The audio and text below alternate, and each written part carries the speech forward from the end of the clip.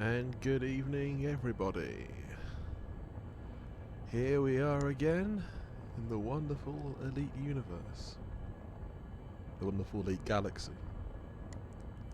And we have your old friend and mine, the all-seeing eye of Barnard's Loop, stretched out before us. I mean, if you consider just how amazingly big that actually is, I mean, I can't remember the exact size of it, but it's got to be tens of light years across. And you consider, like, any structure, or structure, I mean, like, it's a cloud of gas, isn't it? And stars and that's what nebulas are, but the sheer size of some of these nebulas is just astounding.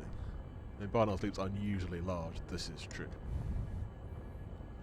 But, I mean, that's where you can see it from so far away. I mean, we're still a way off, and it's still looming large in the vision. Let's look on the galactic map to see what we can find.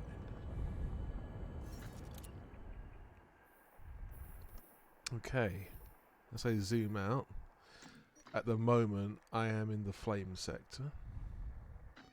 It looks like one of my old expedition chums, Commander Andrew Linton, has joined us. Welcome, Commander. Some of you may or may not know this is the alternate account of the famed explorer Kit Osland, one of, I think now the second most journeyed explorer in the game's history. Something like that anyway. I think only Jiggy von Richthofen probably is ahead of him still, but an achievement to be saluted for sure. Yeah, say here we are, we're in the flame sector.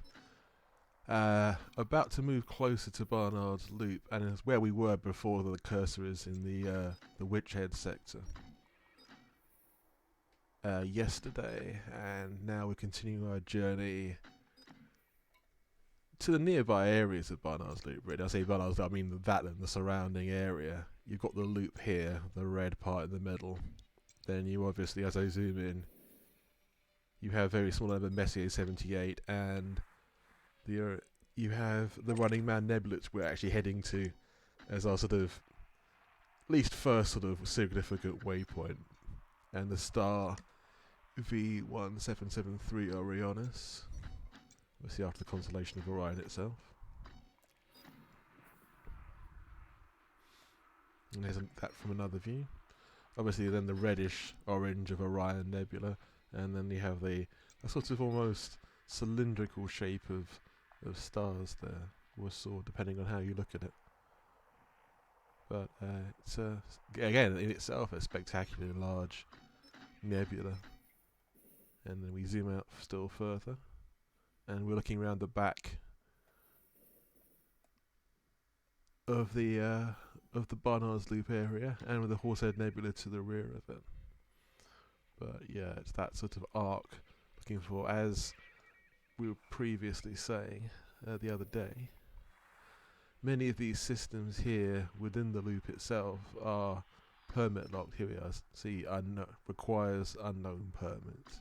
That's pretty much the standard sort of disclaimer. When you click on one of these, see it's read it out, you can't actually navigate to these places. See, now click on the star here that's nearby that you can navigate to, which I'm tempted to do. I will click on that, just unlock it. It may be an interesting place to go. If I already exceeded my number of bookmarks, I may have already done so. Nonetheless, I'll pick a star somewhere else to travel to later, but we already have a destination, at least for now. And then throughout the rest of the Horsehead, the Horsehead and Barnard itself. That you click on different sectors, and some of them are permit locked, some are not. But some of the, like Messier and stuff, like other nearby bodies, are not permit locked, so you can get pretty close to the loop. And there's the Flame Nebula down there. Yeah. I mean, it is interesting, the sheer number of permit lock systems in this area of space. The Flame Nebula might be also a good destination for what we want to see, but that's in the future. For now, I say we're heading on to V1773 Orionis. I don't know what we'll find in that system, but this is pretty much a sort of very short exploration run, keeping to the fairly near bubble, but seeing some of the more intriguing parts of it.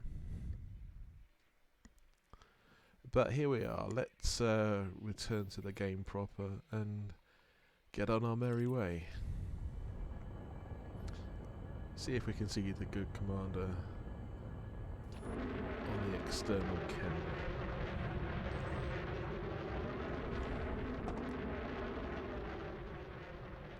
Aha! And there he is, following in the trail. Welcome. Good to see you.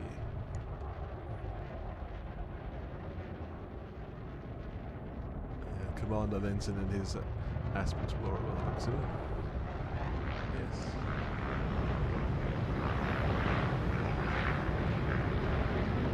I like the purple colours.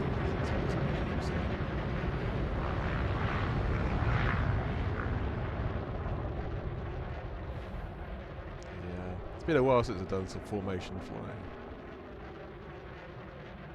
Okay, I think it's time to start jumping again. And it's not too many jumps to our destination.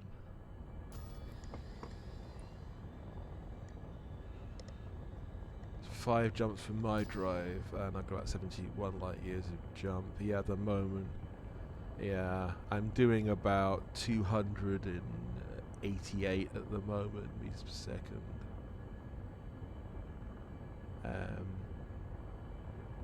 Yeah, thought I was going fairly slowly, but yeah. Anyway, let's start rolling. He's in the wing with me, so that's all good. Actually, Andrew Linton, what's your jump range at the moment?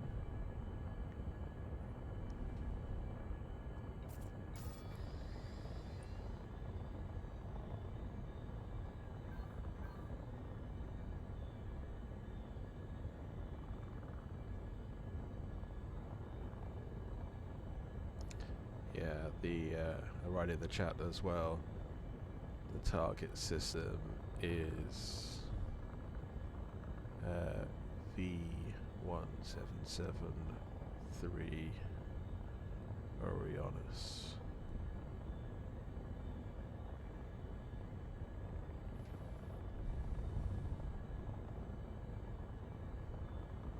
It's probably 5 to 6 jumps away for ships of a longer range like this.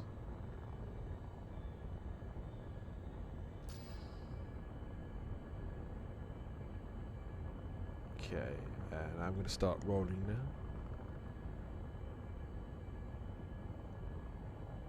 There's too few ships to really do any kind of mass jump. Sometimes we might do one of those in the near future. Get a few more people together. That could be fun. Okay, anyway, I'm going to get going now.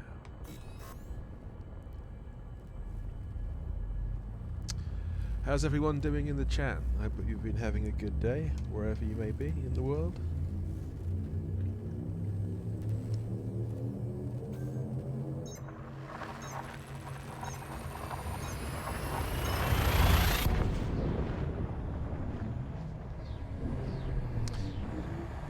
If you've not used the Games Wing system before, it is quite useful. It only keeps 4 commanders in the same wing together, but it's a good way of finding each other and instancing in places. And for expeditions or larger events like similarly large events like racing as well, people often find their way to the same instance by using the wing system.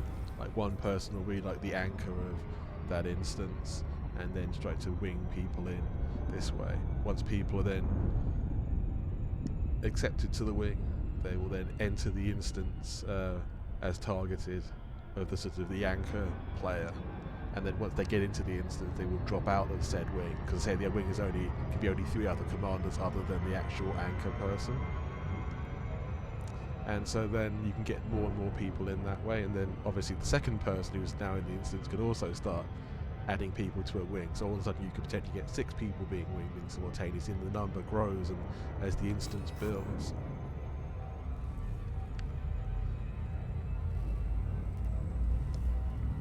Because they say very common things for all events really that are sort of held, or multiplayer events I should say, in the game. Whether they be combat, exploration, racing, or whatever it might be. Yeah, as you see, like Commander Linson is, I think, nearby on the system behind her.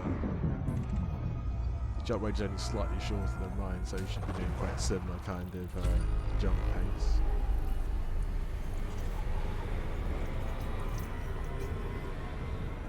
I don't think we're going to come across any truly undiscovered systems this way. This is a relatively well charted and explored sort of area of space.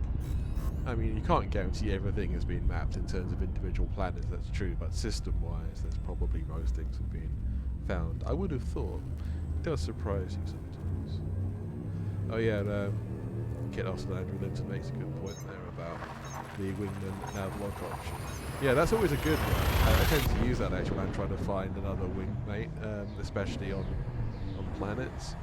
Because obviously then you have a more specific location as to where they are, rather than just like a vague idea.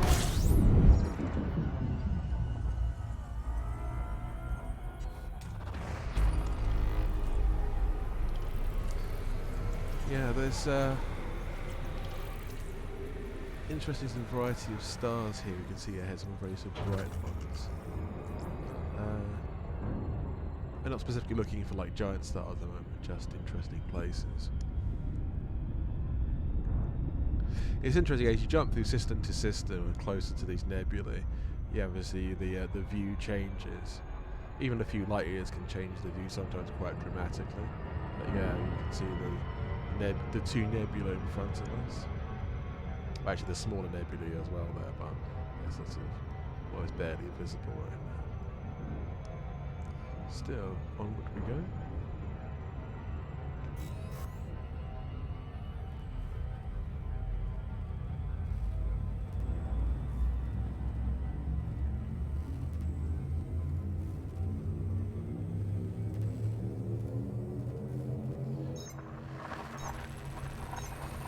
I know it's always, an actually sort of, fixed part of the game, but I do always like the sort of colours and patterns and swirls of the whole sort of witch-based hyperspace sequence. I think the audio of that has actually changed at the game's evolution as well. I think the audio used to be a lot more sort of echoey and sort of prominent than it is now. That's just my sound system. System scan complete. Yeah, there's not much in this system by the looks of it, just a couple of stars. But that's the thing, you never really know until you jump into a system what's truly there, unless you've obviously been there before. Or maybe you've looked it up on EDSM or some similar website to get an idea of where you are and what's there of interest, really. Yes, these places are stunningly beautiful. Yeah, we're nearly at our destination. I say I have no idea what weights in the system, I just picked it because it seemed like a convenient system in the direction that we wanted to go.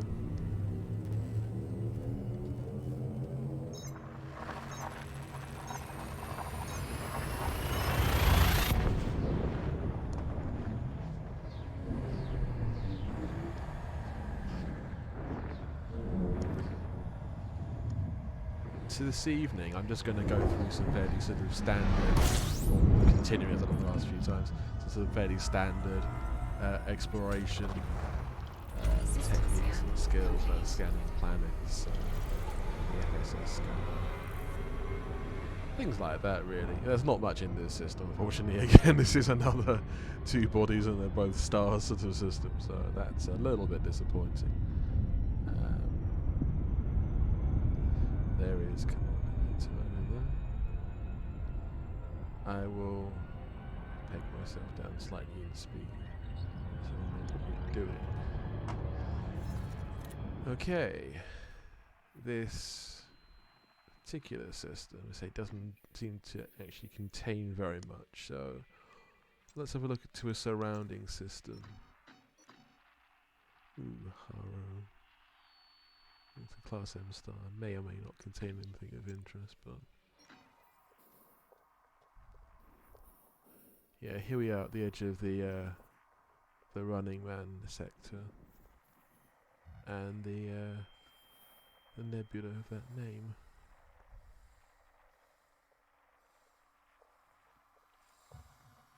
There's one area of space where the sectors are sort of fairly higgledy-piggledy sort of with each other. They're not really sort of neatly packaged or anything. Some places sectors are just, pretty much just cubes. But here, they are not. Yeah. Looking for somewhere that appears to be interesting. Look at star classes instead. That was probably a better idea. Now we're outside of inhabited space. Yeah, this is often a good idea to look at the local classifications of different stars. If one's looking for an Earth-like world, you more like to find it around Class G, Class F kind of stars. Class G being obviously like the Sun in the Solar System. So, or Class K's you can find them as well usually. You can find them in other kinds of stars, but they're just less common. Let's click on, a Komarov is named after the Soyuz cosmonaut who tragically died on the first Soyuz mission. But let's visit there. That seems very appropriate for an explorer. So yeah, T-System Komarov.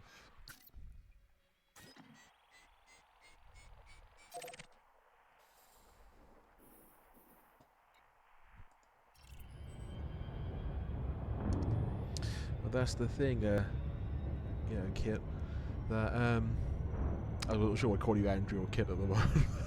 That's the thing with all the accounts, it gets slightly confusing at times. But I'll stick with Andrew Linton for now, just because it makes communication easier. There are just a bewildering number of sort of nebulae and interesting sort of features out this way. But yeah, I'm targeting the Komarov star system. Just jump in on my wake really and follow me. I don't know what's going to be in this system. It just looks like an interesting name. So we will hopefully discover something interesting sooner or later.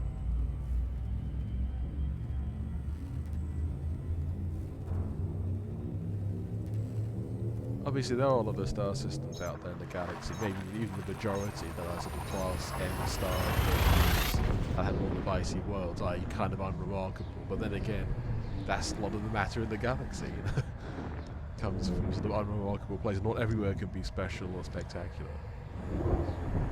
But even then you can find beauty sometimes even in seemingly unremarkable places. That's the great nature, surely, of the cosmos. This isn't going well, is it? Another system with not much in it. Another one that's just the star. Oh wow. Okay, but 10 out of 10 for the name though. Nice tribute to the great Soviet pilot. I mean, his story is a triumph of piloting, but a sad ending. I mean, the long and the short of it is, he was on the single-manned first Soyuz mission, Soyuz 1, and it broke down basically. So many of his systems broke down. He did a remarkable job to actually control the spacecraft enough to re-enter the atmosphere. And after doing this sort of brilliant job of piloting it, he was let down by his systems again. The parachute didn't open, and he plummeted to his death. But space is dangerous. No pun on the name of this game, but space is, in real life, hazardous, and I think mostly be hazardous in this game as well, in different ways at different times. So we'll look for something interesting nearby. If not, we'll just crack on with finding other nebulae and getting closer to the loop.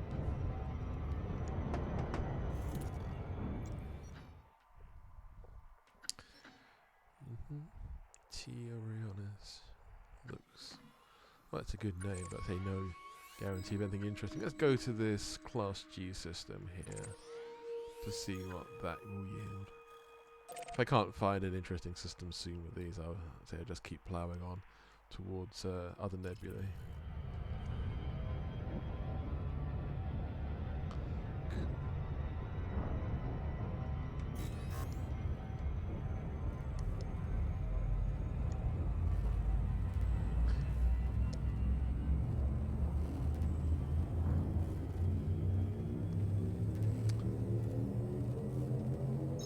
Commander Linton is still back in the old ones.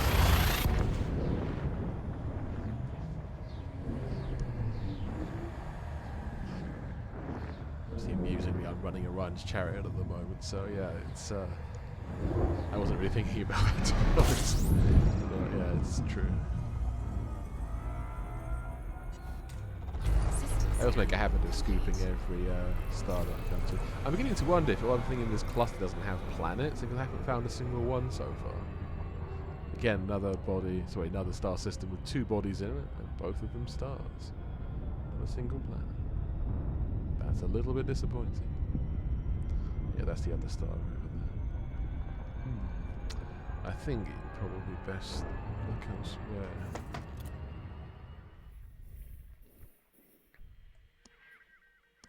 Yeah, let's crack on towards maybe the center of the loop.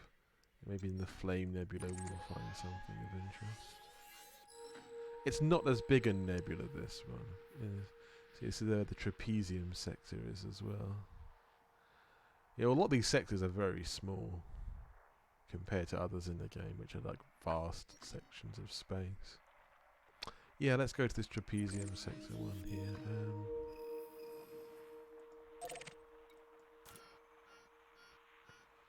Class K orange star. Yeah, I mean sometimes Class Ks do lead to find some interesting planets. You know, sometimes you find a good combination of high metal content worlds with thin atmospheres. Some of them are terraformable. You know, sometimes you find a water world, some Earth likes, interesting gas giants maybe. Interesting when you find the old ammonia world, because they're not so common, but they're interesting because obviously one of the great theories is that in the game, the lore, that the Thargoid species originated on such an ammonia world, and their colonies tend to be on ammonia worlds. That'd be something cool to have in the game, rather than just these abandoned Thargoid bases, to actually find a Thargoid planet somewhere.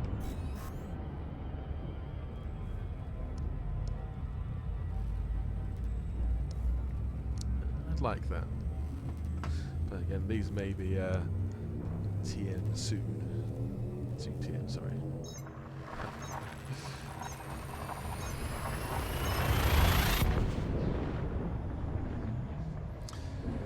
Yeah, I mean, obviously there's a lot of anticipation with the whole new era of the Odyssey update coming along.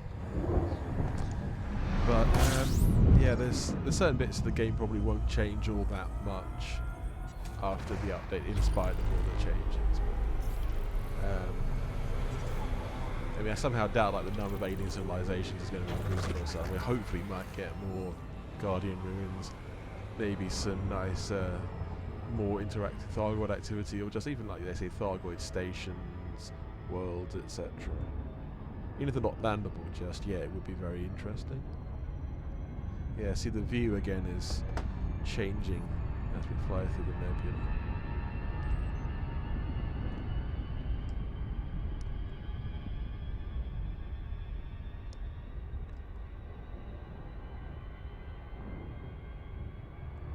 Yeah, we're moving out towards the centre of Barnard's loop. Looking back where we've come from.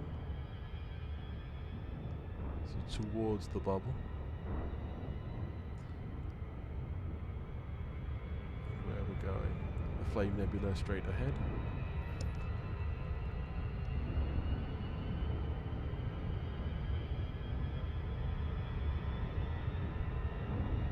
I do love the way that the game has actually managed to make these huge nebulae in space. Obviously, the ones we're looking at the moment are real nebula that exist out in real life, and they're not procedure generated. They're just copied as accurately as possible. I like it. It's very nice. Wonderful beauty to it.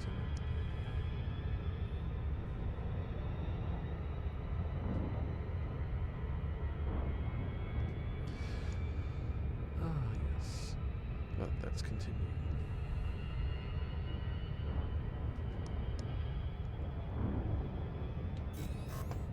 To the trapezium sector. As far as I remember from memory, the trapezium are is it a trio or 4 stars maybe? 4 stars I think, or something like that, exist in this area of space. I think quite bright and can be seen through, you know, some amateur telescopes, but usually sort of bigger ones, more sort of professional instruments. But those are good. I'd like to, you know, one day to see one of those huge telescopes. Maybe have an open day or something where you can actually just see these distant objects or nebulae, galaxies, or whatever the case may be. Okay, here we are. We've reached the target system.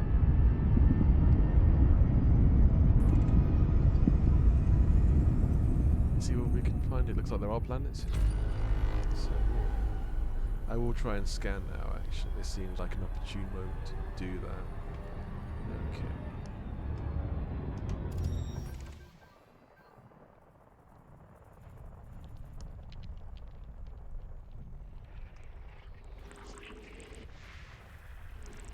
Looks like there's a yeah, I thought so. High level content body.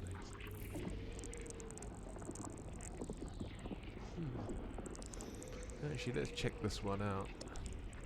Let's go further. Yeah, it's already been mapped and discovered by the people. Yeah, not really a surprise. But they say these are the kind of worlds, as far as my understanding goes, of Frontier's plans that will be open in the near future. 9.9G. Volcanism, silicate magma. 114 atmospheres, that's pretty heavy.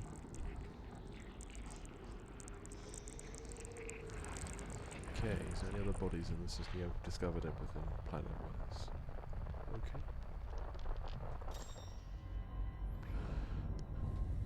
Maybe visit that one. Seems interesting.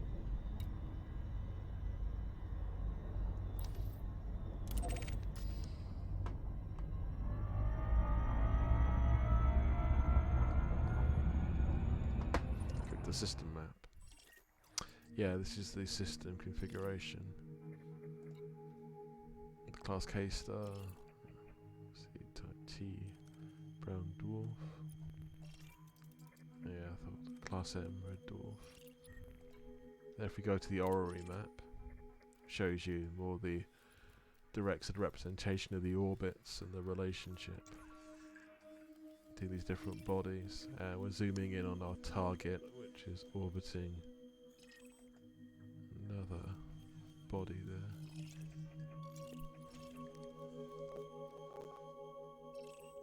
Yeah, see, that's the. This one is the brown dwarf, and then this is the planet we are heading to. See, not landable yet, but hopefully soon. I just intend to scan it, and sometimes that yields information like it's a terraformable world. Ah, Commander Linton, you've joined us in the system.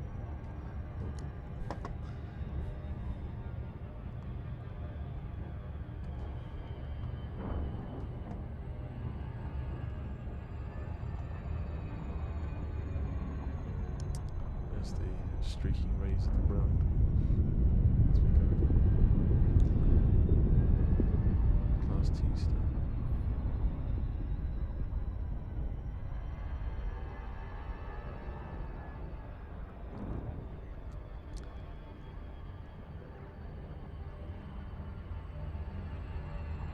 Yeah, I'll briefly scan this and maybe then move on to another system.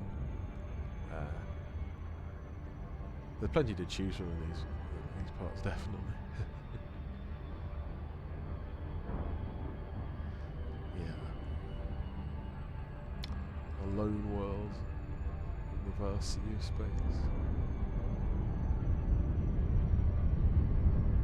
What a backdrop, though. I mean, that's just brilliant. Okay, cool.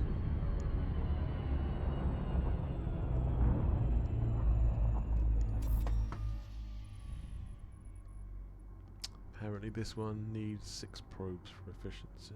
Okay. Doesn't always work, but try your best.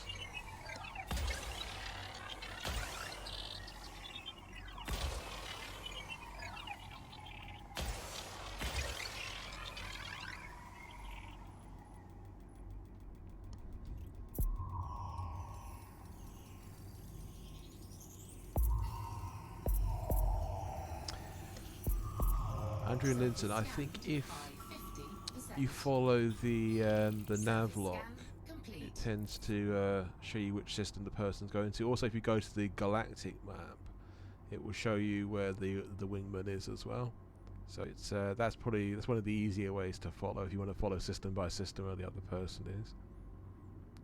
Yeah. See, I have 100% scan now. That's great. Cool. Where the world is eclipsed. Well, not eclipsed, but crescented, I should say, against the star. It's a very bright source. I'm gonna go with the external camera again for this.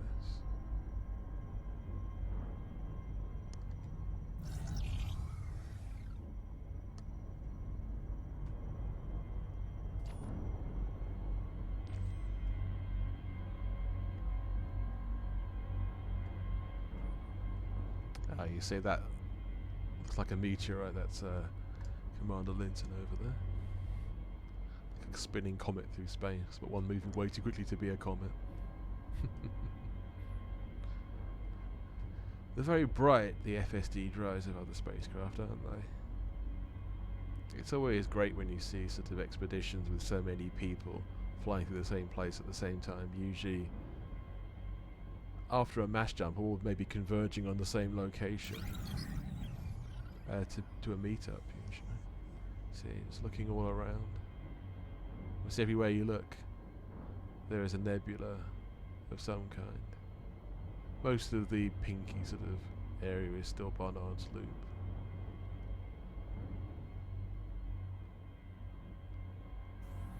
It's a very spectacular place to be. Then the other nebulae, some of them we've just passed over there.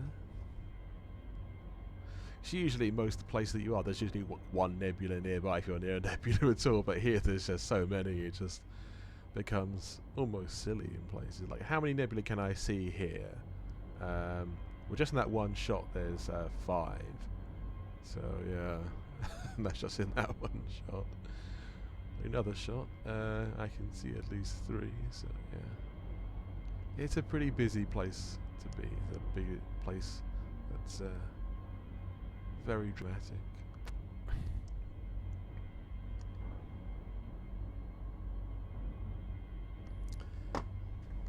Absolutely, K-Drabs, it is. It's definitely one of the places I recommend to go to in the game.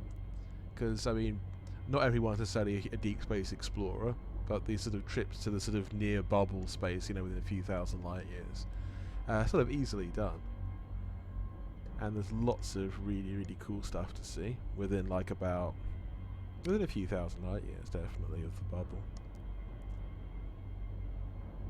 I mean, you can sort of gawk at these images for ages.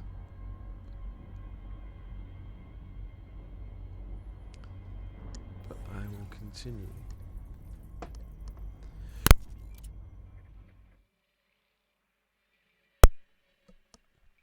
Okay, right, here we are. Having been in the Flame Nebula and finding our solitary world, we have many options. Move to the Horsehead. Could move to the Horsehead Dark Region, which is sort of the ominous sounding name, but it's just a big black cloud, really. The other side of the loop, we have the Orion Dark Region. Very similar place. Oh yeah, and you see this as the Seagull Nebula over there, but that's some way further off into the distance. Still within visual range, though. And visual range out here being literally, what, hundreds of light years. I mean, the loop is seen like more than 1,000 light years at least. I'm not sure what the actual visual range of the loop is, but it's long. Very long. Yeah, that's where we've just come from. Where we are. Now, this is where it gets interesting, because it's a case of playing roulette among which systems you can go to are permit locked and which are not. Yeah, because some are even right next to each other are permit locked. So it's roll the dice and see what happens. I think there's someone that looks interesting that might you might find something of note.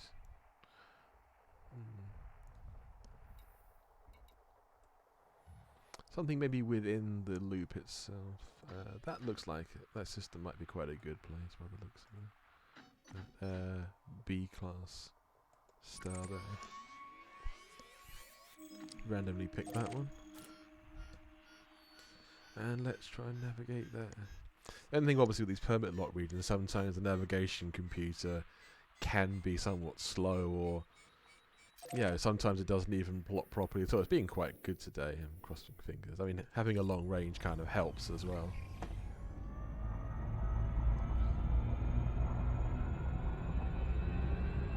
Right, okay. Moving onwards.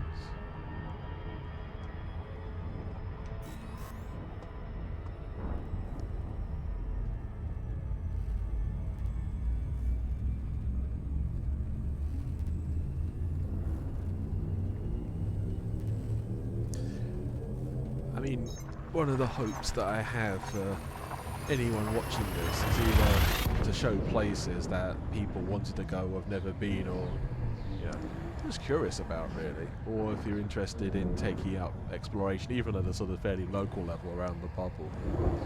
You know, these are sorts of things that you can do, the techniques that you can use to map and scan places, and ultimately some of the beautiful places you can visit.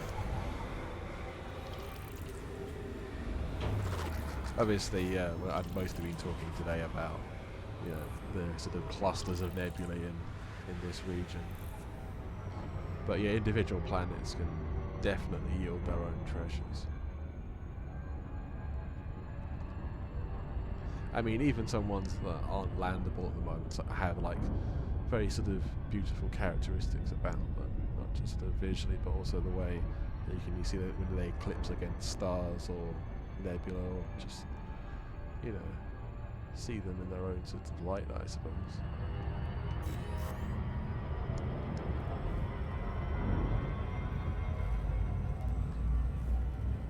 Yeah, I sometimes do this when I'm flying around. I sort of rotate the ship to get a better look at whatever's nearby, whether it be a planet or a nebula or whatever it might be.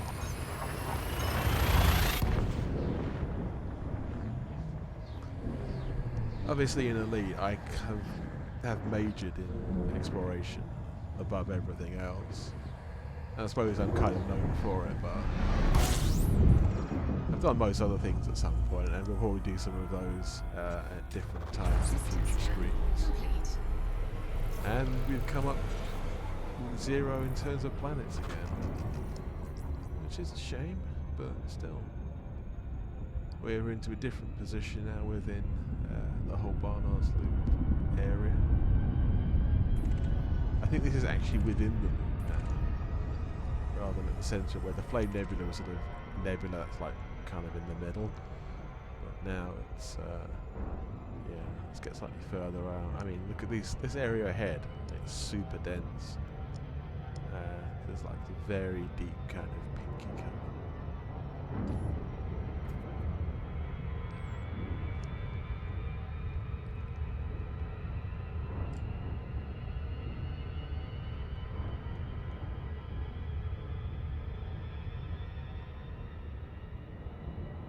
sort of blue-white star, the Class B that we've just come from. Those are beautiful in their own way. It's all the details as well that Frontier managed to put into this game. Like you see like the ray distortions from stars as they would be in the lens.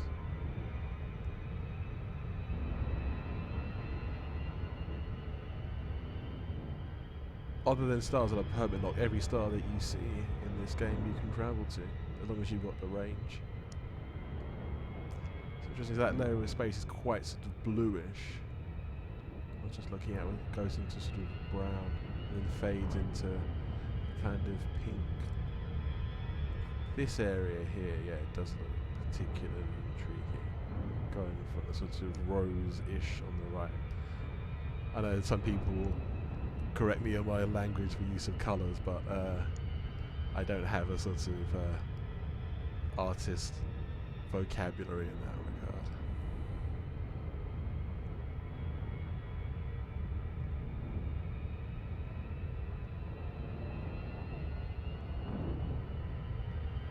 Yeah, this is particularly cool. Actually, what I am going to do is I'm going to slow down and take some pictures, because this looks amazing. Obviously, when you're going through Super Cruise, it does tend to show the sort of streaking stars, and I'm going to drop out of Super Cruise to start.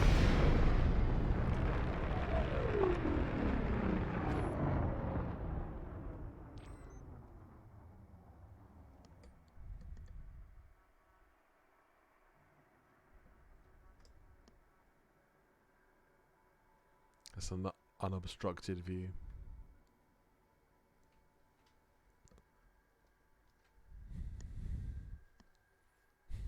That's a bit weird on the stream, actually, that one. I forgot about that, the sort of flickering. Oh well. It's pretty, though. But yeah, you can unobstructively see these different places. I think I'll resume Super Cruise now.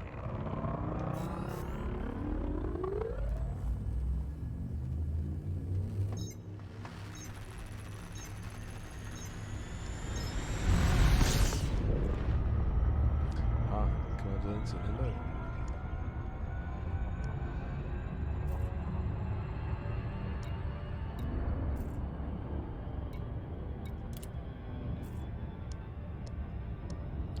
Okay, back to the galactic map.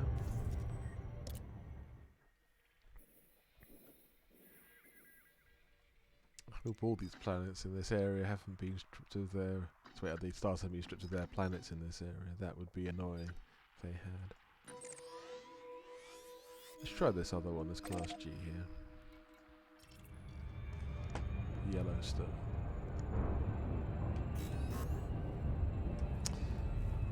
Obviously, these stars that have already been discovered, systems have been discovered in the game, have gone through some procedural generation. And, yeah, the people's names then attached to who've discovered these places. But obviously, if you demonstrate a system that's never been discovered before, yeah, we'll just start procedural generation and throw up who knows what. It could be mundane, it could be utterly spectacular. But it's all well done. Yes. Oh, we do have some planets. That would have been disappointing. Okay, let's move from the Ori map to the regular map. Yeah, this system has already been well mapped. More landable, these ones here, though. Yeah. Again, fairly sort of unremarkable worlds, really. Click on the descriptions of them.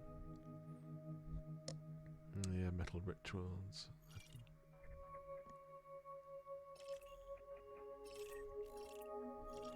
Mostly sort of rocky kind of worlds.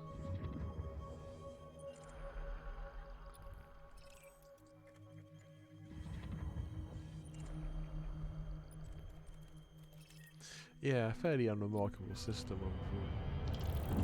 I'm glad I mapped it. Well, I didn't map it. I mean, I'm glad I came to it on the map.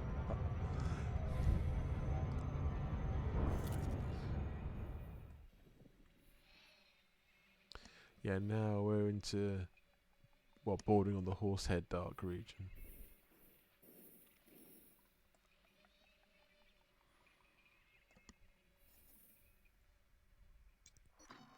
Yeah, just looking for star systems that could give us like a good viewpoint upon this region.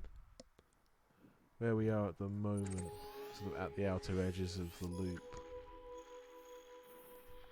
as you can see. Maybe move into the Orion Dark region, because that could be quite interesting. I don't think there's actually any stars within the cloud itself, but I say I don't remember ever going toward that closely.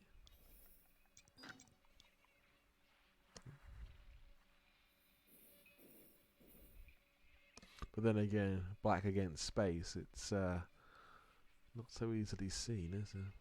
It's like yeah, it's unusual. You do get some of those. Maybe we should travel to the Horsehead instead. That might be a wise move. Yeah, that sounds like a good idea actually.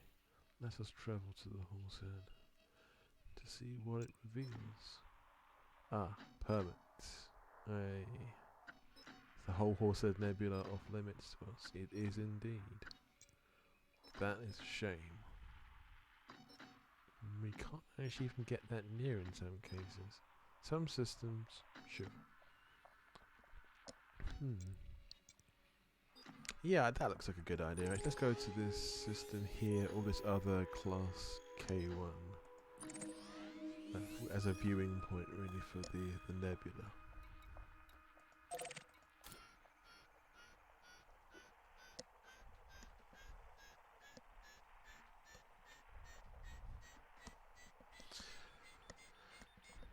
So the different nebula here obviously are different in their composition, the sort of myriad of colours.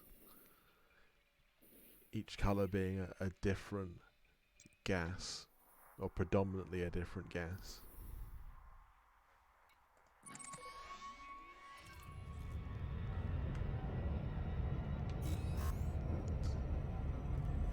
But as you say, it's like, yeah, Frontier do try and put as much real science as they can into this game, simulation, whatever you want to call it.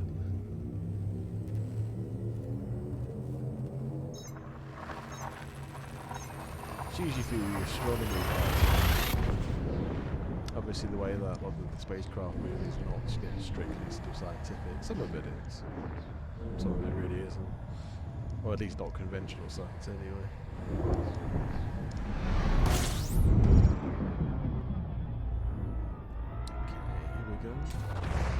Yeah, there's a rule of thumb for exploration. It's wise to scoop at every scoopable star, just more or less out of habit, I think, just so that you don't run out of fuel. I mean, I don't always scoop at every single star, but I do at the majority of them. If I'm in a hurry and I know I've got plenty of fuel, then I might not bother. But oh, this looks interesting. This is very good. Look at that.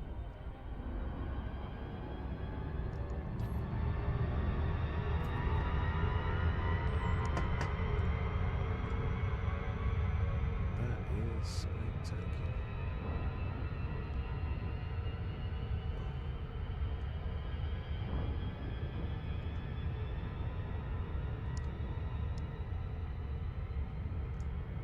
I do like that. That is genuinely beautiful.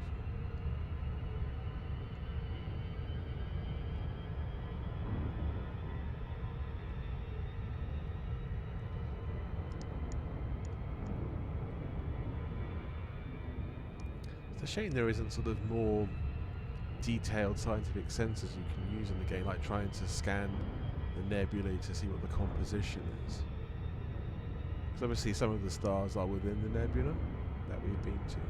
So you should be able to scan them, you would think, once you're sort of within, the boundaries of the nebula.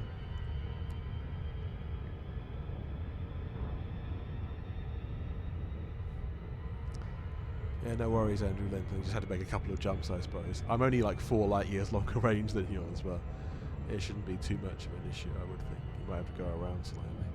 But I know what you mean, it's just slightly annoying.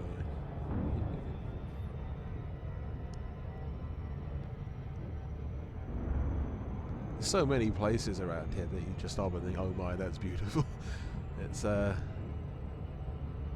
It almost gets a bit repetitive, I was saying it, but then your brain's still taking it all in.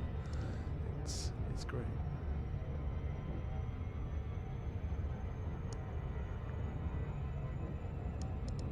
Let's have a look what this system has to yield to us. Fairly standard Class M red dwarf with look like some icy planets. Some of them landable, some of them not. Galactic Lettuce. Now that's a good name.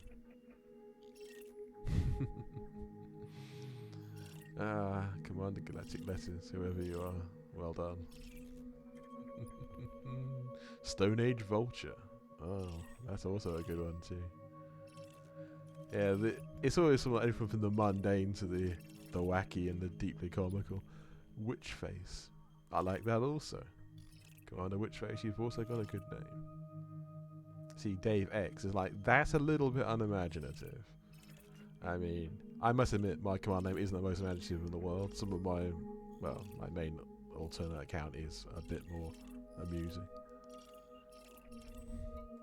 Some of you know what it is. Right, I think I will jump to the next system.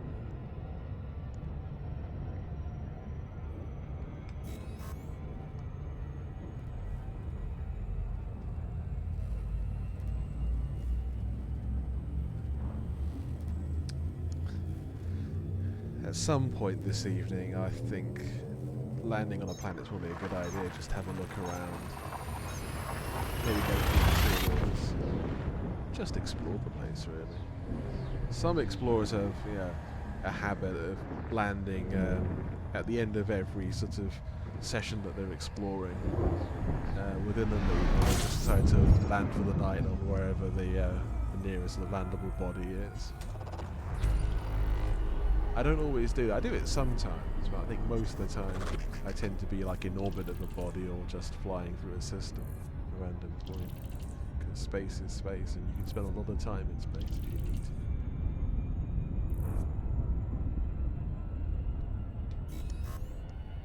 Messier 78 sector. Another very small sector.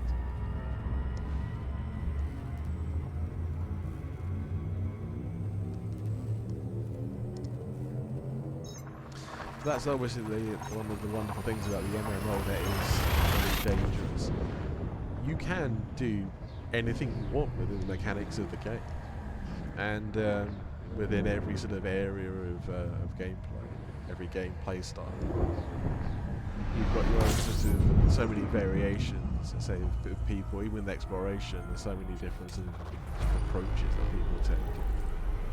People have their own way of sort of doing it, I suppose, It's down to personal preferences, but it's all good.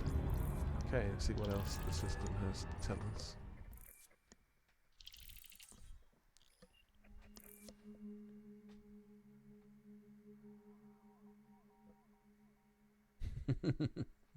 That's true, Andrew Linton, yeah.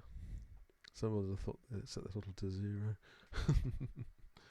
And this system seems a little bit more interesting. Yeah, actually this one looks alright.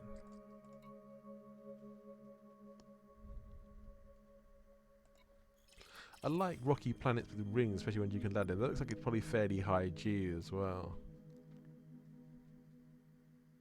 Yeah, it probably is. It looks fairly big. Some of these other ones are lower gravity, of course, now. These ones I always like the look at. the metal-rich worlds, the volcanic ones. Actually, let's have a look there.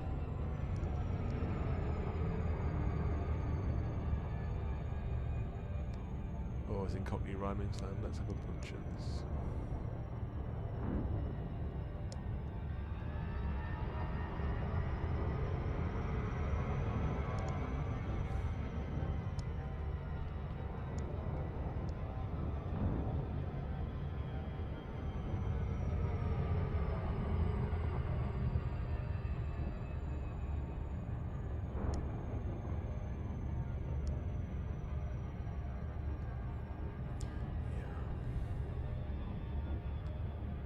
Just looking at the nebula in the background again.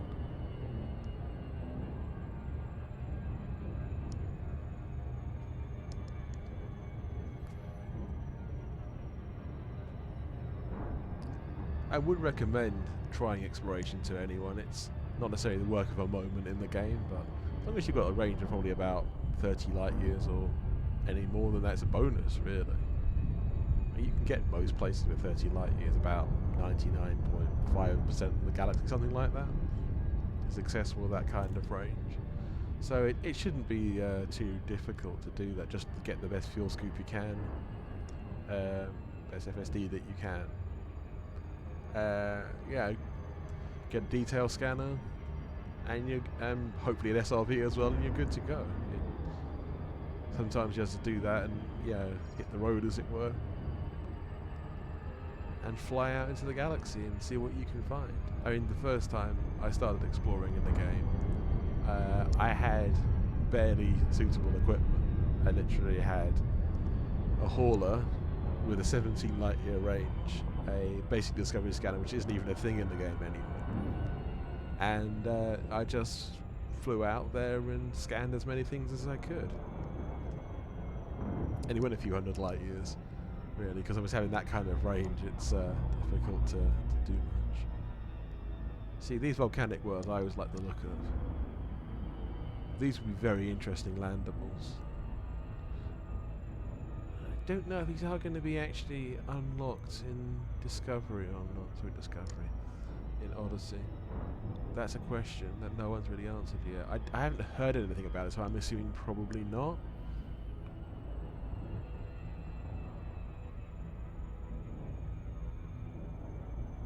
But yeah, these pictures where you get a volcanic world being the inner world and the nearest the star, that's not uncommon, and you can get some pretty spectacular pictures as you see the sort of reddy-orange patches. And yeah, because some of them sort of glow into the dark almost, like we can see there with the edges. They do look very, very cool.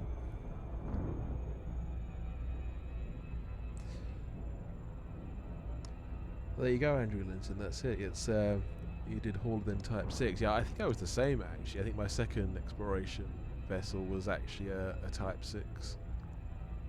They're remarkably good explorers, though. Actually, you can get a fairly decent range with them. Okay, they look like a brick, but you know, they do the job.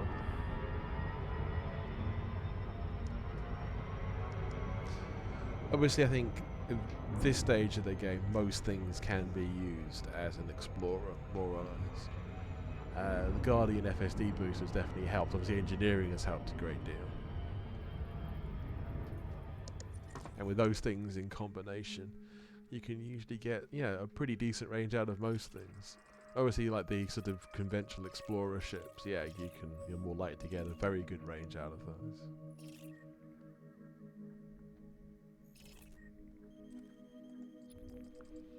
Yeah, these blue gas giants, I think, always look very sort of soothingly coloured. So the substellar objects are quite interesting as well. Class white dwarfs. Very cold for a start. Hence the substellar part of it, I suppose.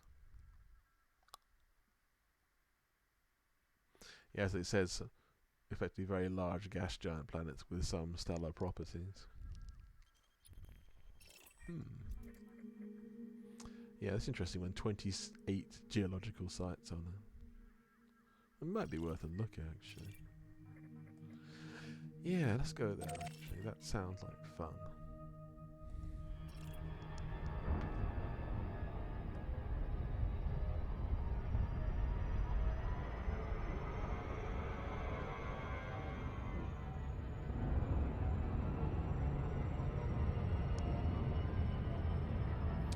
Yeah, when we get to the surface and have a look around. And the geological features are usually things like fermions, volcanic activity, or water geysers, however you want to pronounce it. Well, those are all good. I think people find the water geysers more fun because you can usually put an SRV on top of one and it'll push it way up into several kilometers high above the surface. People have often held competitions on those to see who can get the highest or who can be thrown the furthest. This is where the madness of explorers starts to kick in, and the whole space madness. You're out here for long enough, and you've been doing these sort of shenanigans for long enough, you start to lose a grip on reality.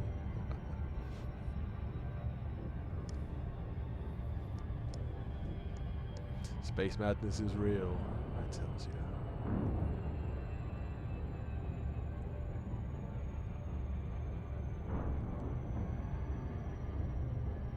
There's the gas giant.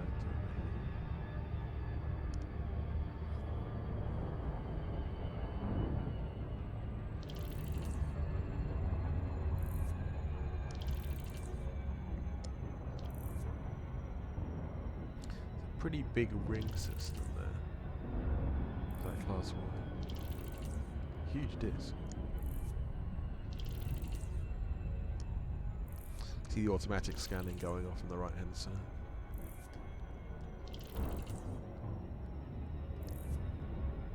Has its uses, definitely.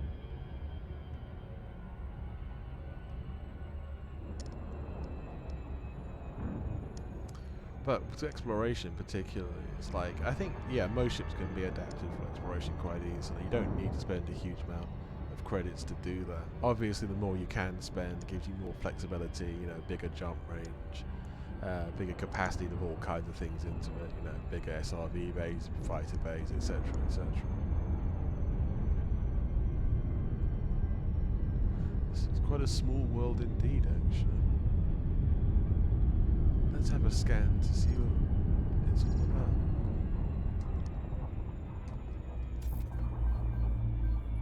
Only 2 probes required.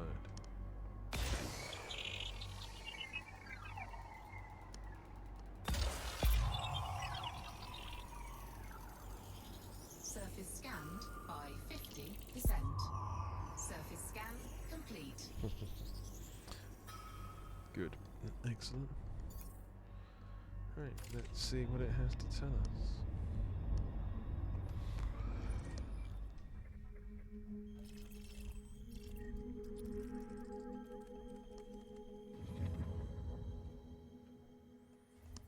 I mean, they're broadly accurate, these kind of three-dimensional views, or pseudo-3D views of the planet you're looking at. And the coloration's accurate. The mountain ranges are usually fairly accurate. Not perfectly so, though. Yeah, 28 geological sites. So look at vapor. Okay. Looks like fermions then, but tidally locks. That's tidally locked to the substellar object, though. I'll just land wherever there's good light as well, or where it looks interesting. Okay, let's do this. Now I'm just looking really for the most interesting place, not just the nearest one. Obviously it helps to be sun side.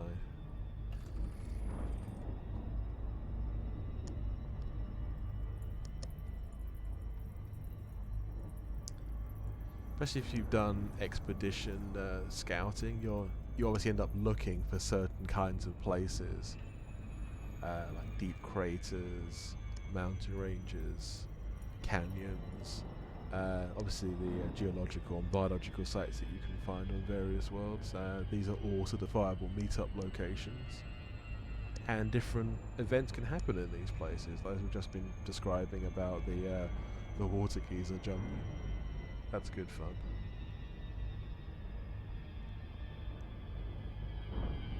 Every site has its potential for events, but you're orbiting a place here, you're sort of looking down to see if there are any geological features that stand out. I mean,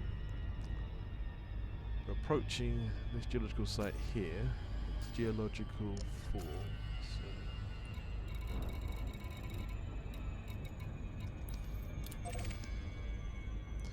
I don't know if I'll definitely go down there, but I'm going to try and get some idea from it by orbiting over it. And then maybe approaching it if I think it's worth my while. Obviously there are other geological signals, some of them nearby, some not so much. But yeah, I'm looking for ones on this sun side. There's a sort of white colour here, which I'm assuming would actually be some kind of ice with carbon dioxide or water. I do not know.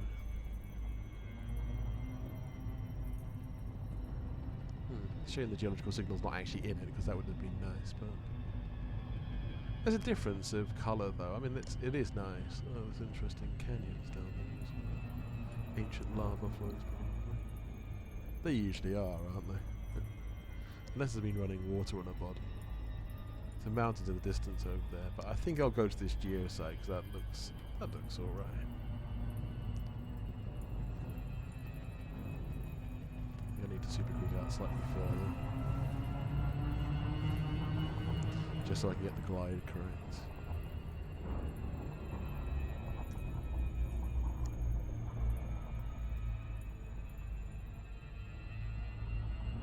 Well, that's pretty specific. Here we go.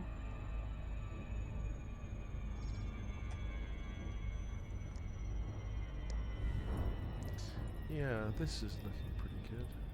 Well, I hope it is when we get down there. It's got at least a good variety of terrain and different colours of terrain as well. There's some sort of frozen material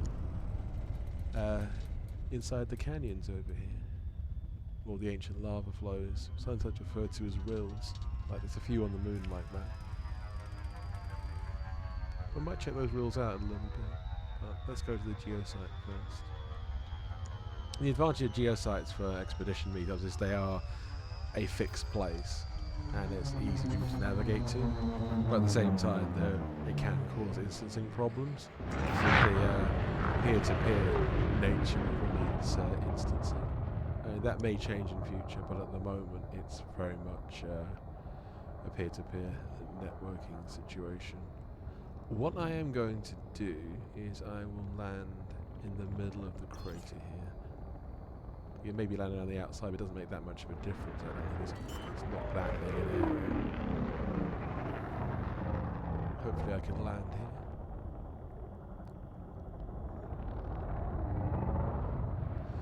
I think often when I'd be flying out in my exploration missions, I'd be doing a lot of this, all of these things I'm doing, like the navigation, the approaches, etc., much more quickly than I am. I'm just doing it more slowly to show people on the stream exactly what's here, what it's about, so everyone gets a good look at different places.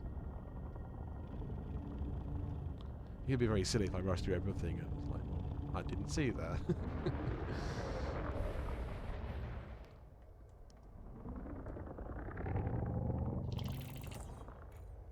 Biological discovery made. Biological geological entries to the Cape. I don't think it's the first time I've found this, Mr. Codex.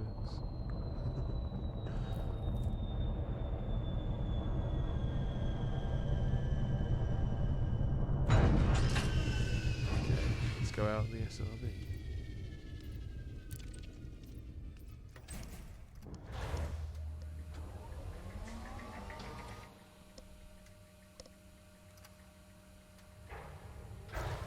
The SRV, the Explorer's trusty companion.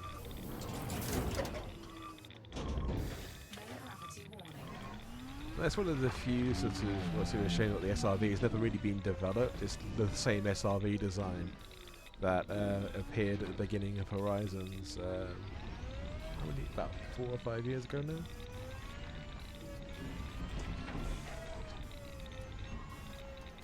See, I like the look of this place. Ah, I enjoy this.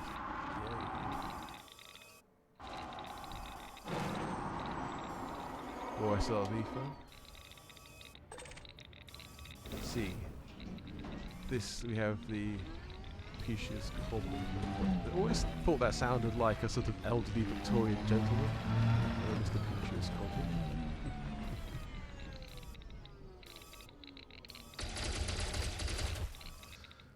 As is the way.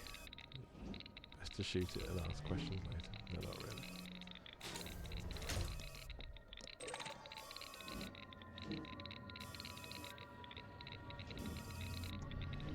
Might as well collect it. Got a lot of phosphorus anyway, but see what else we have. More peaches, cobble, crystalline fragments.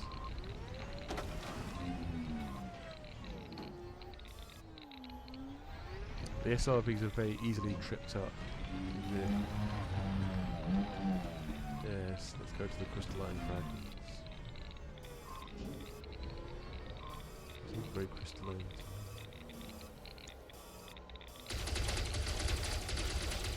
You don't have to shoot everything. It'd be nice if there was like a robot arm or something similar that you could take samples with. I know there are a lot of sensors here, but they don't tell you that much scientifically about what you're looking at. Right, let's go to the fermion, the volcanic vent from the planet. This one's not that active, but some of them are more so, especially in the darkness. You can see flames coming out of these quite clearly, and they sort of light up the surrounds like a campfire. For some ways, people sort of exploring often treat them as a lot of like, you know, campfires. Yeah, put your meats on there, watch them turn to carbon very quickly.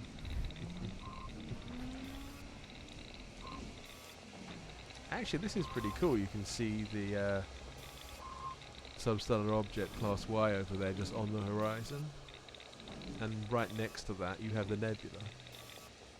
I'm going to go to external view just to make that a bit clearer.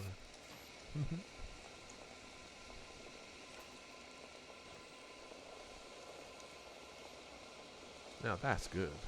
That's very good. I like that a lot.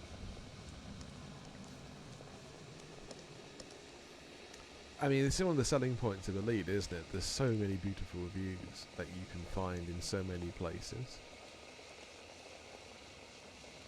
Just stare at that for ages. And then you see sort of smoke gradually rising from the fermions.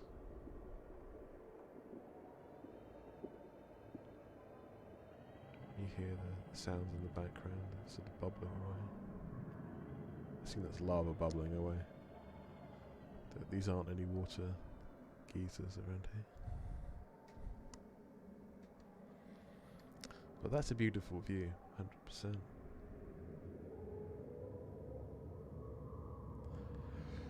I mean, the solo exploration expedition journeys are very cool, and we've all done lots of them. When I say we, I mean people I know. But these sort of meeting up with other people, whether it be one person, like myself and Andrew Linton today, or, you know, whole expeditions of players, it adds to the excitement, the interest, and it turns something that can be a very cool and sort of satisfying experience to something that's much kind of deeper and more even more interesting than that, because obviously you've got so many other people not just interacting with you, but with their own stories of what's been happening on their expedition, things they've discovered, interesting things that they've seen. You're just having fun together, you know, it's all good. Deathmatch. Deathmatch in a crater in the middle of nowhere.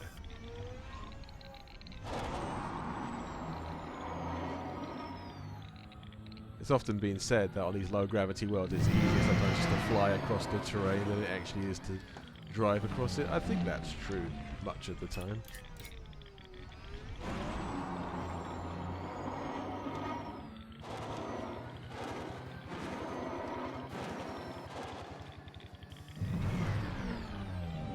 What other lovely things can we find here?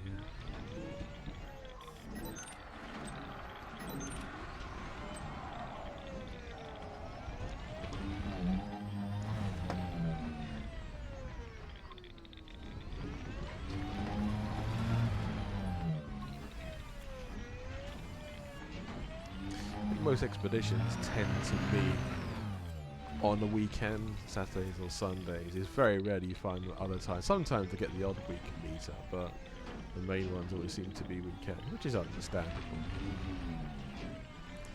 Some of the bigger ones obviously have these sort of multiple time zone meetups as well, which is all good. And it's nice to actually have that many players that you can have an expedition that has multiple time zones. Otherwise it's trying to cram everyone into the same time, and it's obviously more convenient for some people than for others. But that's you just have to sort of live with those things. We all try our best.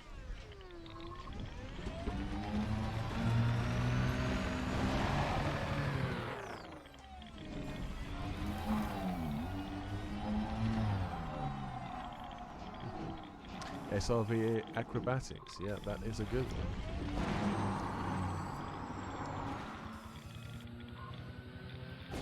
I didn't quite go high enough for that one.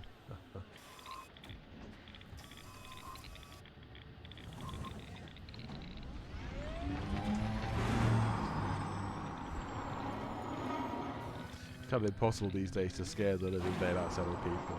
Though once in a while it does happen. Especially something unexpected like a fighter all of a sudden crossing your view at about 5 meters off the ground.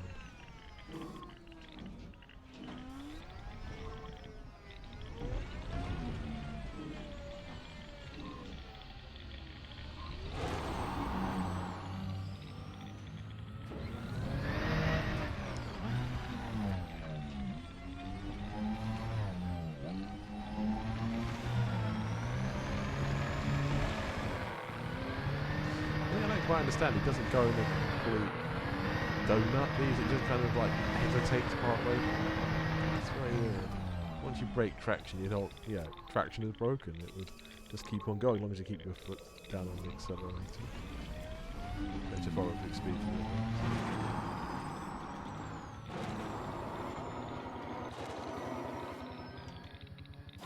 Yeah, this isn't a massive crater. It's relatively limited size. It's not a good place to have.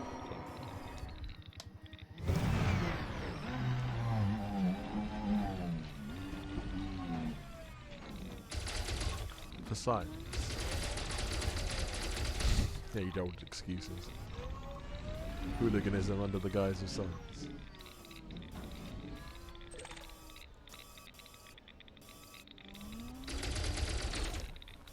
Okay. To collect crystal.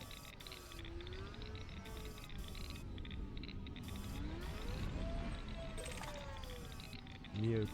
Yeah, that's pretty good. Don't have a huge amount of that right now, so I'd like some collecting materials. I like it.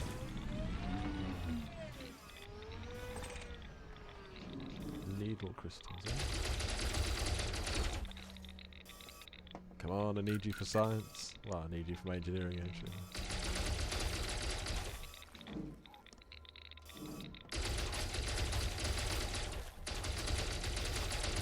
Come on, play ball with me. From the other side.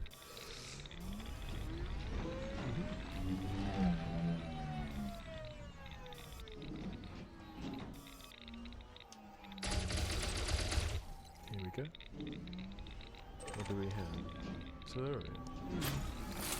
Which isn't bad for some of the rarer materials. Crystalline fragments. Give it up.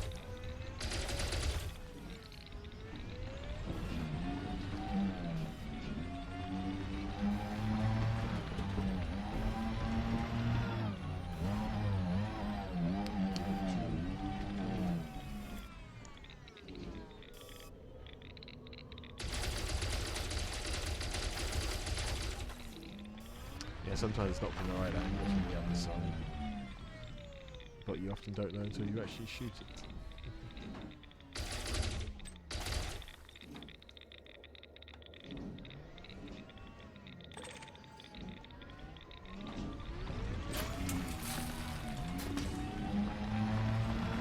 Yeah, it's not a bad place for certain materials. Definitely. Won't take too many. Not that it actually matters that much, but so I can get on with doing other things. More precious cobble. A load of old cobble.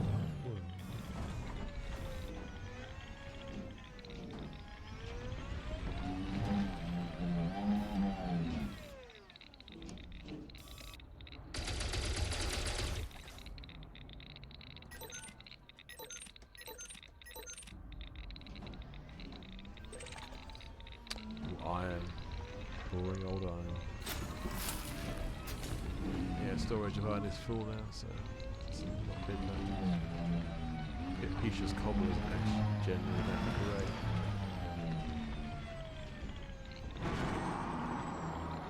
Should be called some random stuff probably.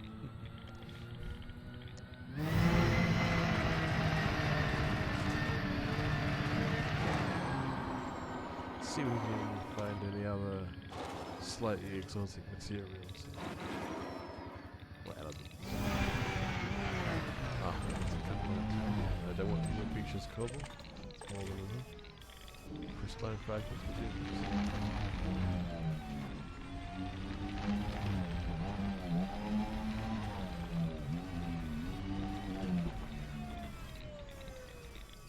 Okay, fair enough, kid. See you soon. Fly safe. Until the next time. 07 command.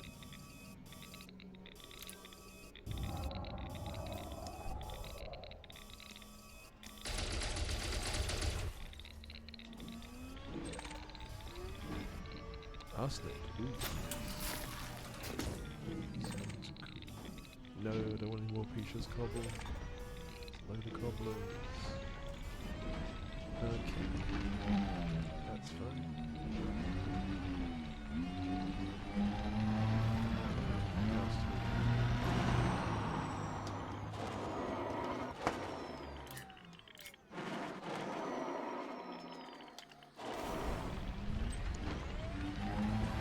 A couple more things.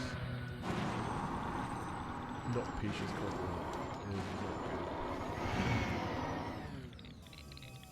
Yeah, they shouldn't have turned into a mat hunting expedition.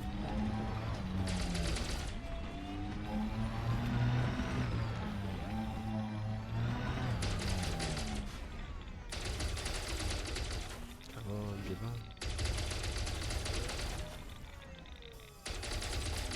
Aha. To do. Nice.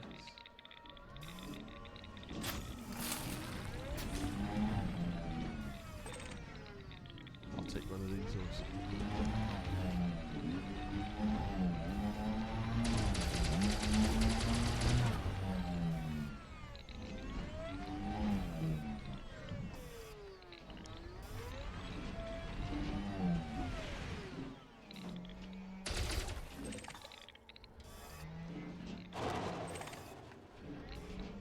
That's slightly confusing, I thought it was.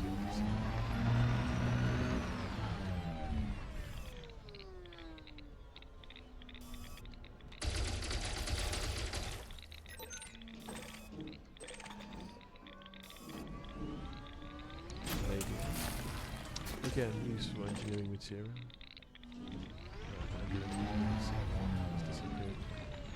Fair enough. Until the next time.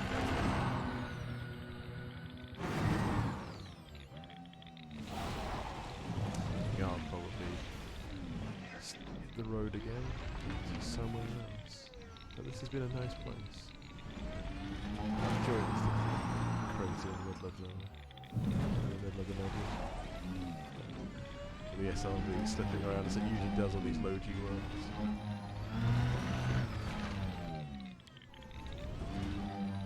This is a particularly low G.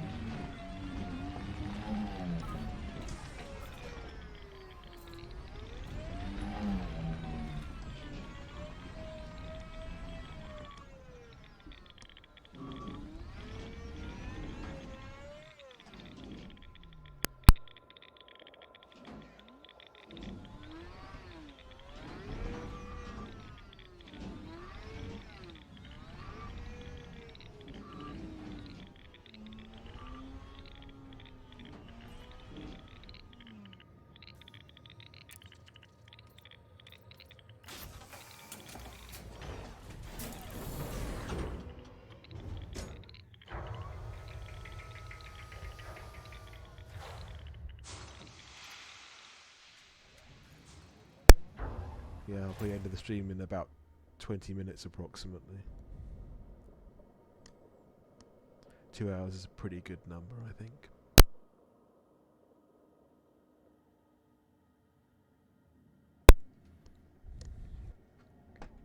Okay, let's get rolling.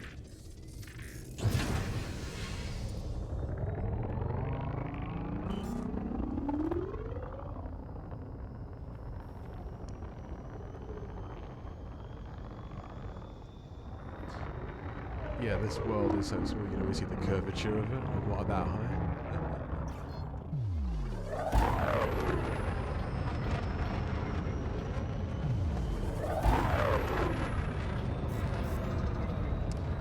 Time to super cruise away from this place.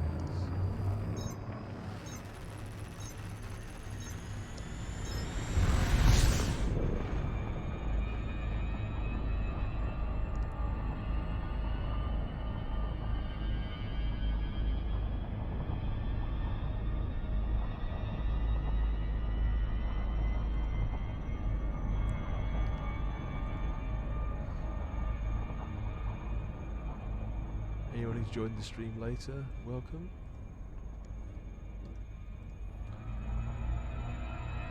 We're still going around Barnard's loop, trying to find things of interest. Just have a look at the area, really.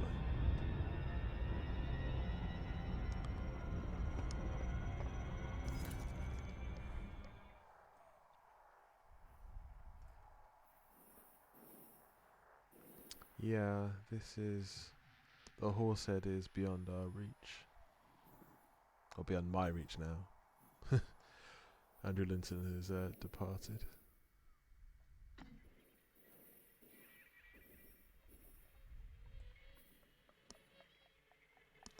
Looking for an interesting body nearby. Haven't been to today.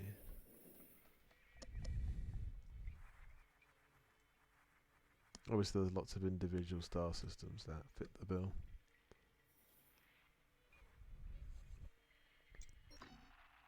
Ah, permit locks. None of this should surprise me. To be fair, it's not surprising me. It is interesting how some of these are permit locks even though they're outside of Barnard's loop. I think it's the whole Horsehead Dark region is actually locked. I think it is. I had to double check that on some of the maps, but as in like player generated maps. On EDSN there's some very good maps alluding to what I've just been talking about. Yeah, I think the whole dark region, Horsehead Dark region is off limits, so we will not be going there. Messier 78 on the other hand.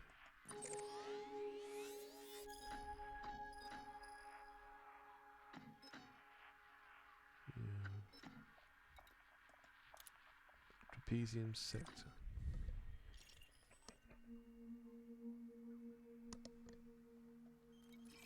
Assuming I've been here before at some point.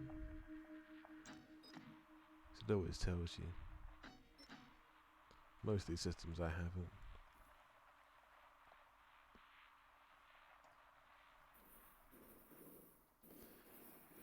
Yeah, let's head out this way. Looks like it could be an interesting place. What's the nearest one of these anyway?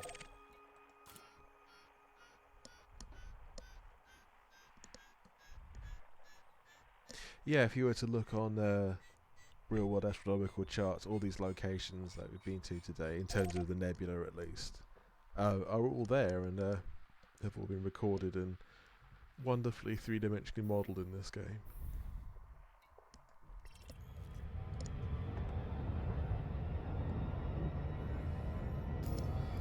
This is the advantage of having quite a large jump range. You can get between places very rapidly.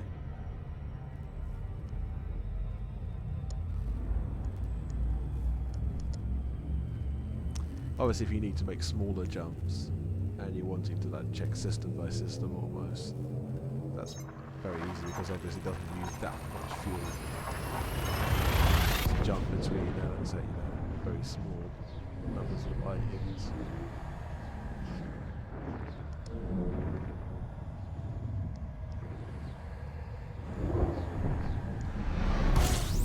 But as I always say, recommend getting using the highest jump range that you reasonably can. Explorers particularly, but even if you've got something like a trade ship, you still want a good range of that because you can make fewer jumps between where you've been and where you want to be. Get there quicker. And fewer jumps, less chance of you being interdicted at some point as well. There's always that to take into account. Sure, you can always be interdicted at your destination anyway, but it's shortening the odds somewhat. Or stacking the odds slightly, I think.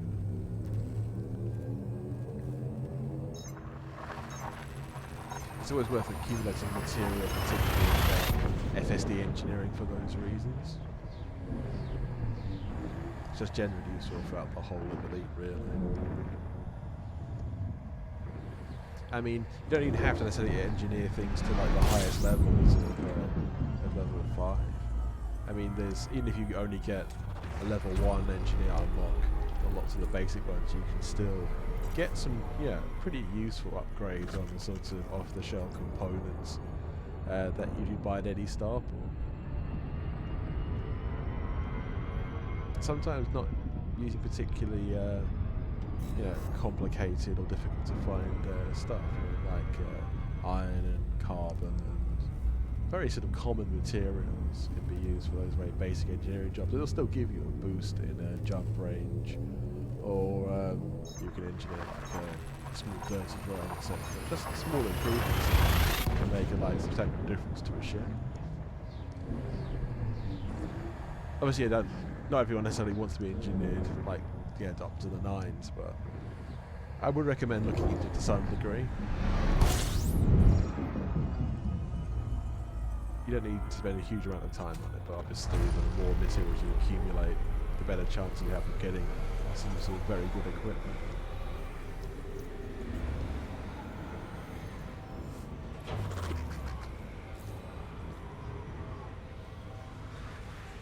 Lots of things in my ship are engineered.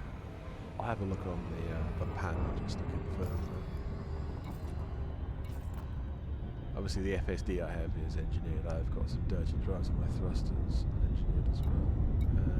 Shield generator has some small engineering on it. FSD is engineered as I can get it, basically.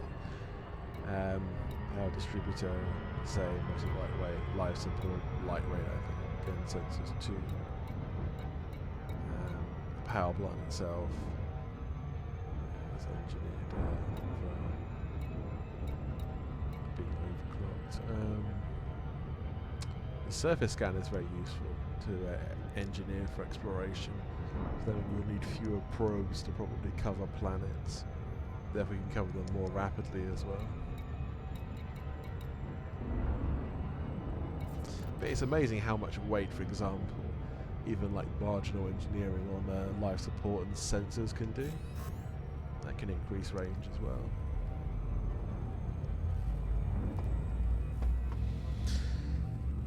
But yeah, as I was saying earlier, you get a 30 light year range ship and a nice fuel scoop, and you're good to go. The galaxy becomes your oyster. The horizon stretches far, far in front of you. It's always worth the experience to visit other sort of far-flung sectors of the galaxy, like the human settlements in Colonia. Just different bits of the galaxy to really sort of see it all. It's a vast, vast place. Obviously the 400 billion stars of the Milky Way are all simulated. This is it. This is Messier 78. Can't jump directly into it because there's no actual system at the core of it. But it is a very beautiful place. It actually looks better up close than it looks on the map. I think it's the combination of the different colours, the sort of pink and Those sort of light blues.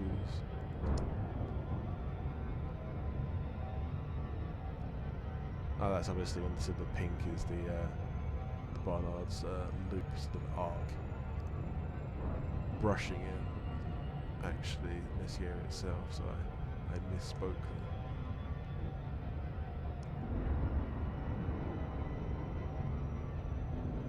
But, as we see, I think that's the Orion Nebula over there.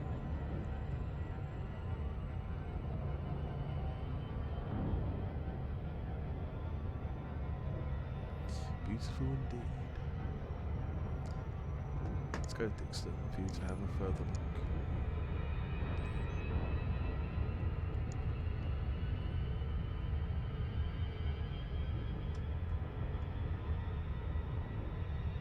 Yep, Barnard's. Messier.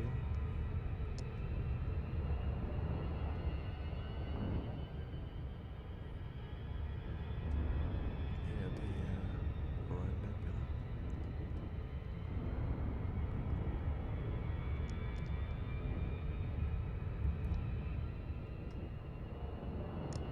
I'm not sure what that one is in the distance. Is it the Rosette Nebula? So many nebulas in this area. More distant ones I was looking at earlier, I think.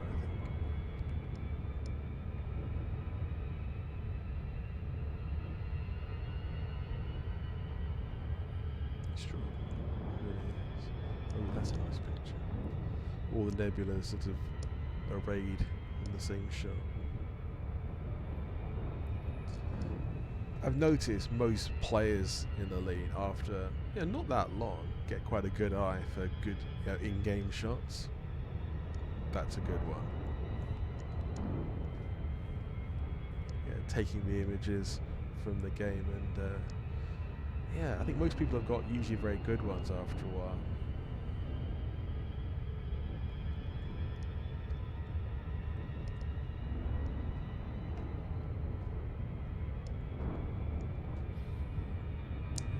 Wonderful. So, where do we go from here? It's an explorer, always on the move. Move out from the bubble to deep in the galaxy.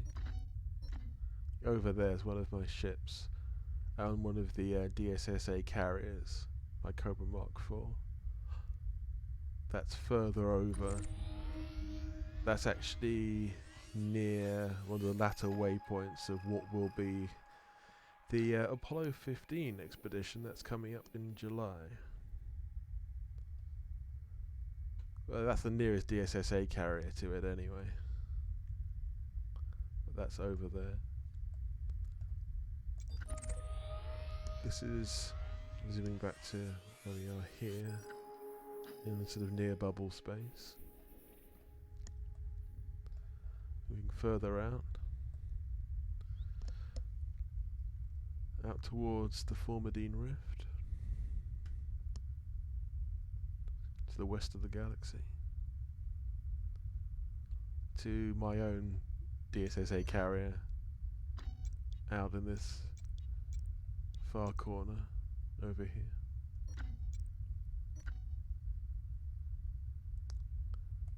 Yeah, this system is the DSSA carrier, Shepherd's Dream, named after Alan Shepard, the first American in space, and I think he was the 5th man on the moon. Yeah, that's right. Only member of the Mercury 7 to actually make it to the surface of the moon. Amazing man. Amazing times. I think all of the astronauts, the Apollo program, are amazing in their own way. But he's definitely my favourite astronaut of that period.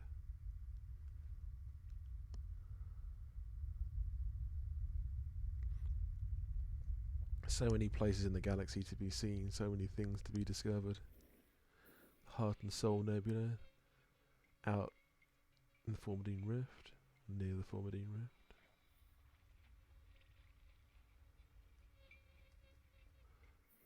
The Jellyfish Nebula.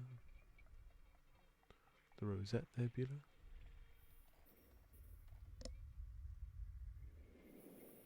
The Seagull Nebula. I think I might have been looking at the Seagull Nebula a moment ago.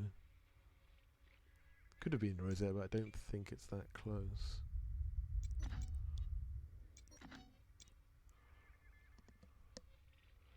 There are definitely many, many places. I mean, it's a whole galaxy of adventures to be had. Like near the bubble, very near the bubble, you have things like the Coal Sack. Yeah, Coal Sack Dark Region. Really,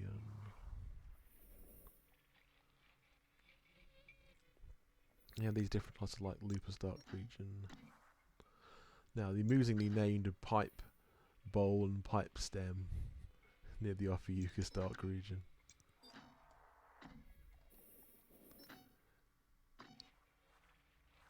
A few of these dark regions scattered around, but yeah. They're all interesting in their own way.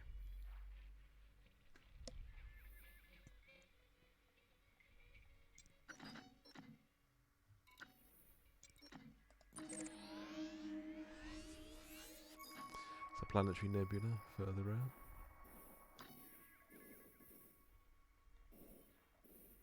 Not too far away from Sothis Robigo. There's a system called Titori. It's going to be the Titori stars, where Apollo 15 will begin. The California Nebula, where there's been some Thargoid contact. And there are human settlements in the California Nebula as well. But yeah, we have, at least in sort of the simulated games that are available commercially, this is the best representation of the Milky Way that I've seen, as in opposed to like a pure astronomy program, which obviously can, you know, be in some ways more accurate, but something you can actually interact with in this kind of way. It's unprecedented.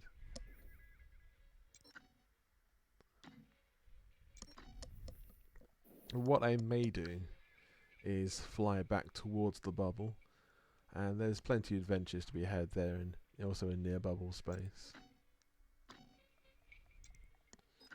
I will plot a course back towards my operating base of Founders World at Shinarata Desert.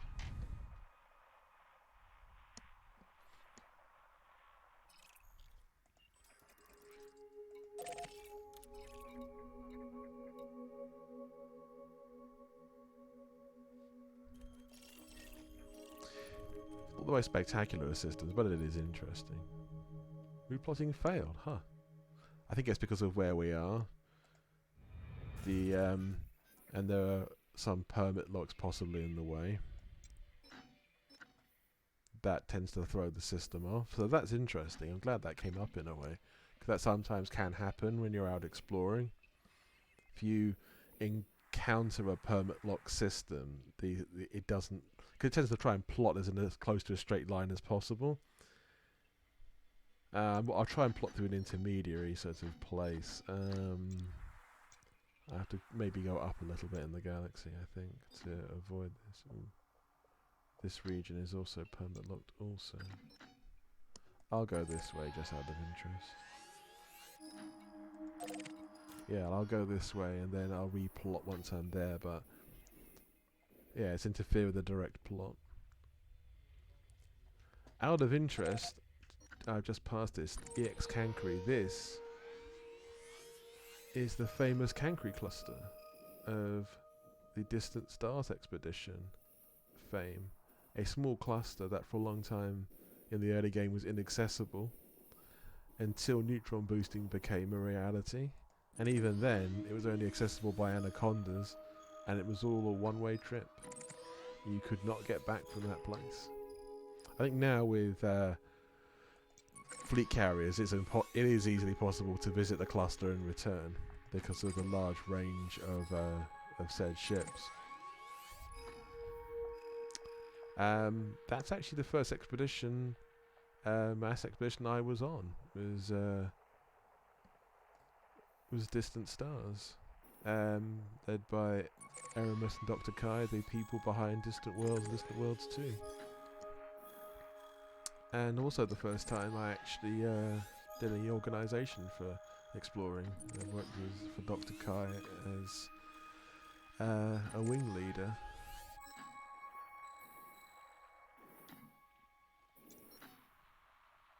And then I did led my own expedition about a month later, which was Mercury 7, which is the start level that I've done in the meantime. But you see, I've still got the bookmarks from that expedition in the Cancri cluster. I think we entered the cluster at AH Cancri because it's the lowest point of the cluster. I have returned there once since to the Anaconda's graveyard, which is sort of memorial that Frontier put there to the expedition. So that was nice. That was a nice touch.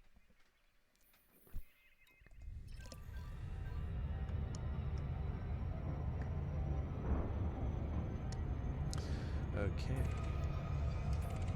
What I will do is I will fly towards my intermediate waypoint and then return back to the bubble.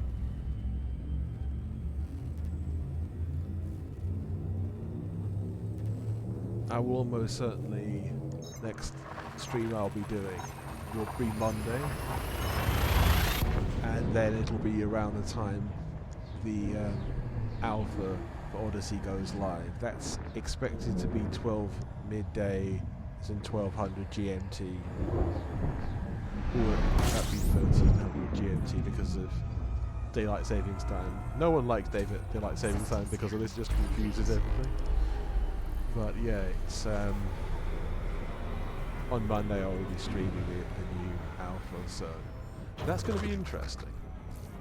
Good or for ill, it's going to be interesting. And I certainly look forward to it. Yeah, it's going to be a new experience. In some ways it's all pretty much a new game really within Elite. But yeah, it's something that many of us look forward to.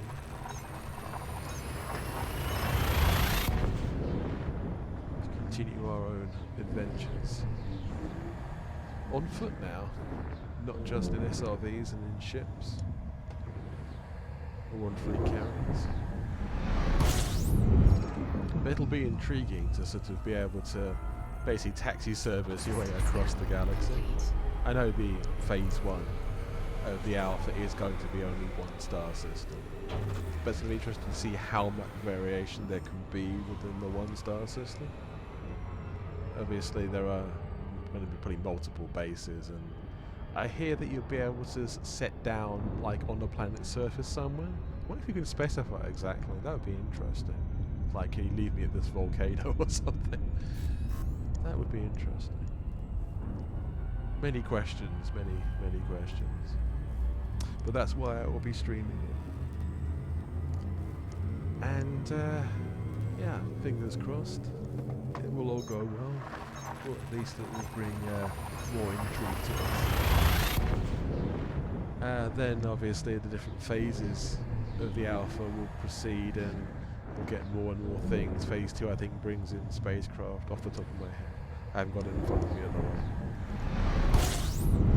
But then we get a bigger and bigger bubble, and yeah, gradually we can do more and more things. So by the end of it we'll have a bubble of 50 light years and to buy ships and various tools as well. Things like genetic samplers as well with exploration looks like a very promising tool. It could potentially add a lot if it's done right. But all of that lies in the future. But I would like to thank everyone who has joined me tonight, whether that be for the whole evening or fleetingly. I'm grateful to you all. Thank you very much, and good night.